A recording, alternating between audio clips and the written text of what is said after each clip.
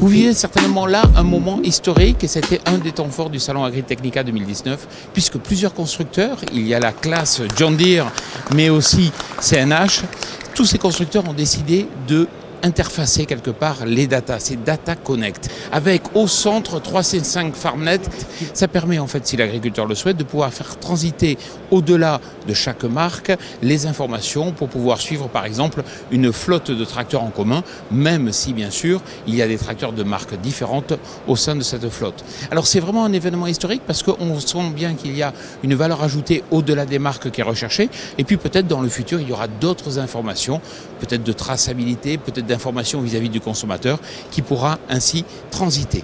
On va vous l'expliquer dans le cadre de cette première édition du MAC de la Tech.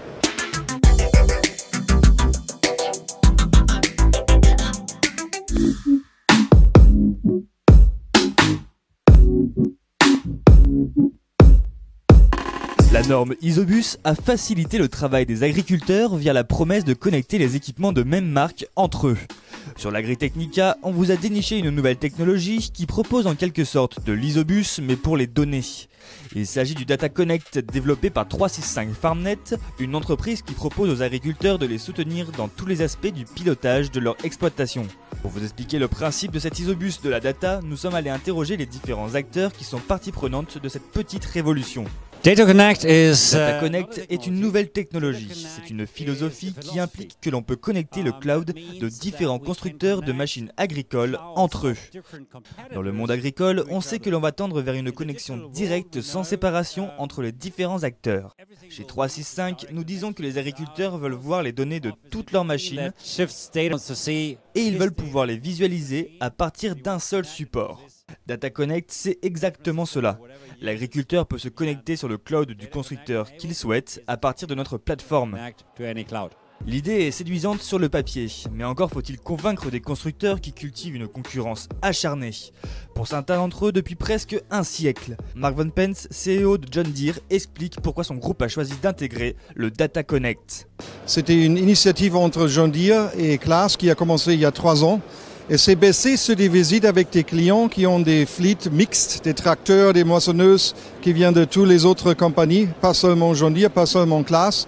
Et toujours les data ne peuvent pas se connecter.